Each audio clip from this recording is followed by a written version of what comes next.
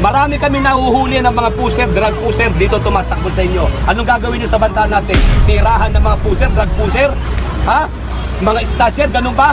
Wala naman sir. Wala naman sir. Anong wala? Sabi nyo lang yan. Puro kayo ganyan.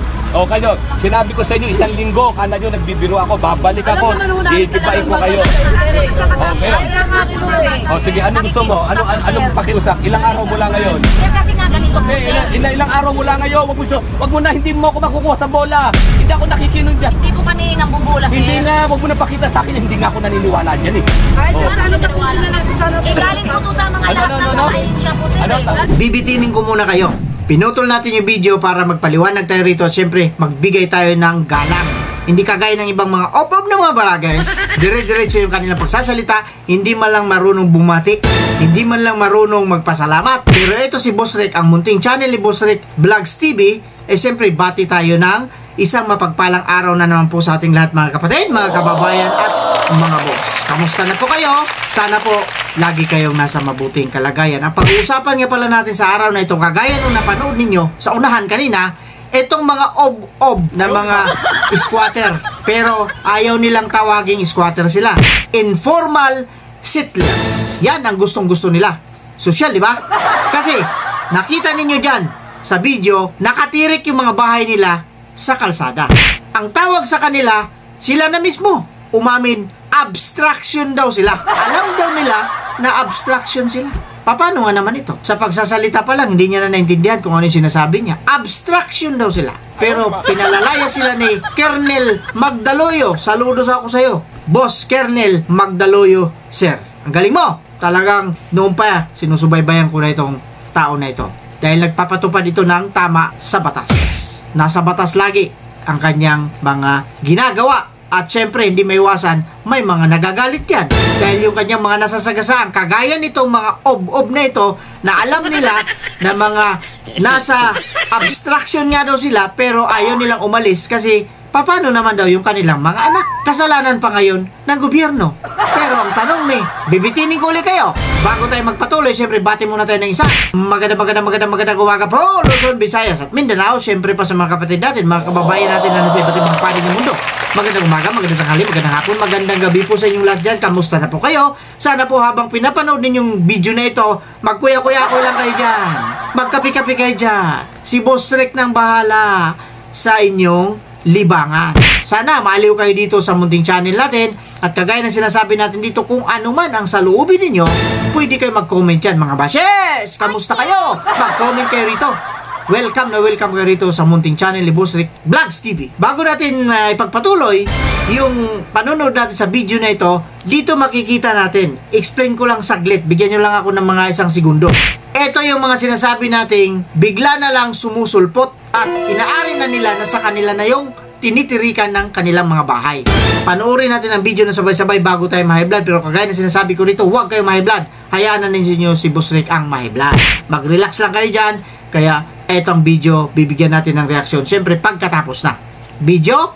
Ganito, bigyan nyo ako ng isang kautosan na kayo pinatitira dyan. Alam nyo kasi ganito, huwag yung pangatwiranan ng mali. Ito ay kalsada. Ibigyan natin sa kautos. Ang ginawa ninyo, mga ano kayo, naging matalino kayo masyado. Tingnan nyo naman na itsura ng ano nyo. Wala kayong kubeta. Meron po sir. Ang mga daga nandiyan dyan, hindi ako maniniwala, gigibain namin ngayon. O magreklamo kayo kung gusto Sir, nyo. mawa naman kayo sir.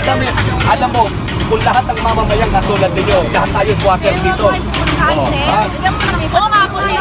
Sinabi ko sa inyo, 1 week. Sabi ko, darating ako 1 week.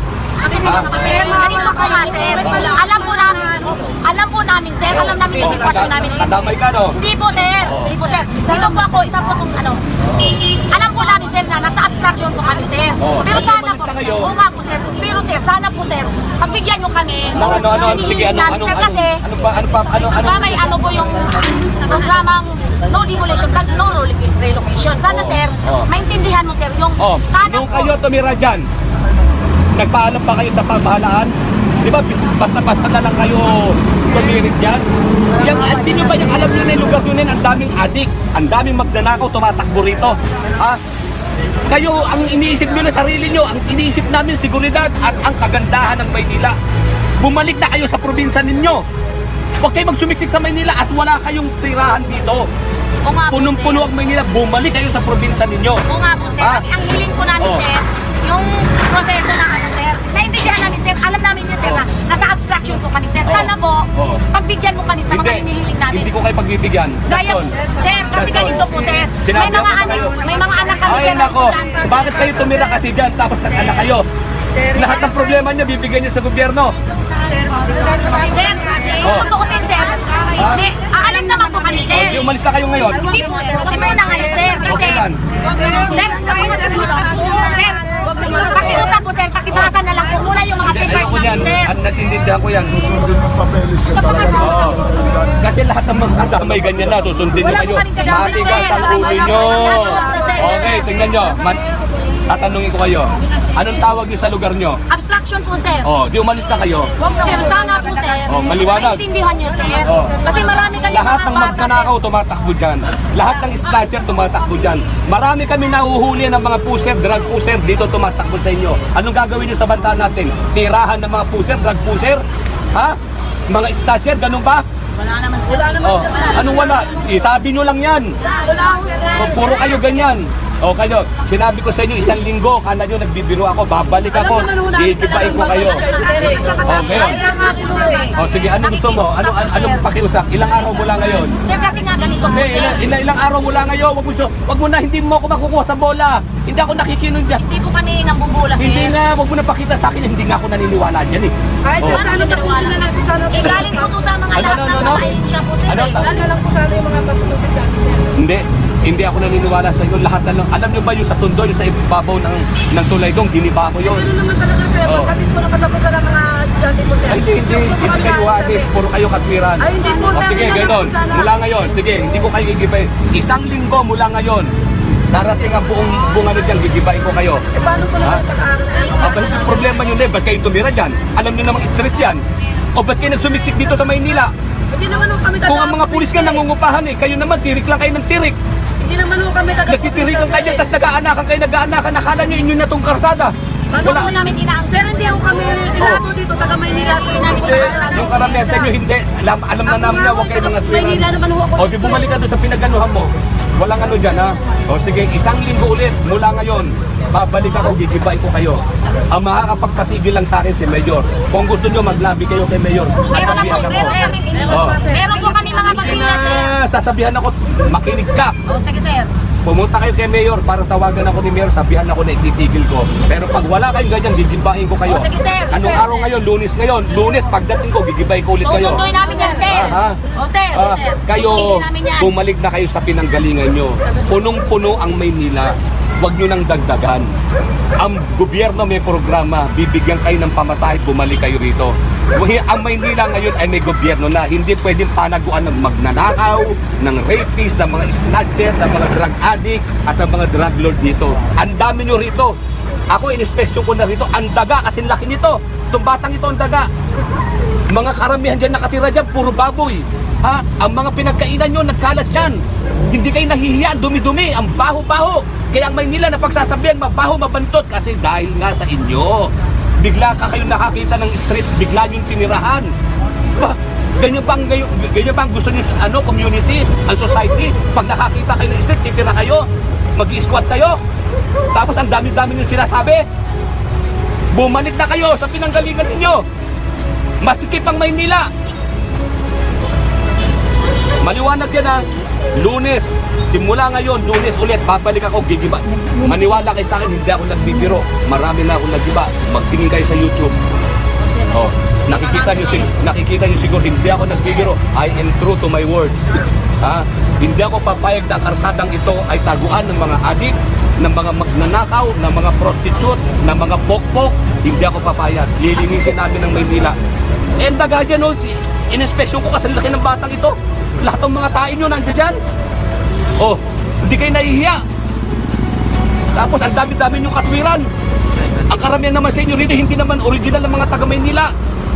Mga dayo. Ang Maynila, ginagawa nyong panaguan. Ginagawa nyong squatter area ang buong Maynila. Kaya ang Maynila na pag-iwanan na ng mga karatig bayan. Lahat ng mga mababaho nandito. Oh, 1 week mula ngayon, tatanggalin ko kayo. Maliwanag?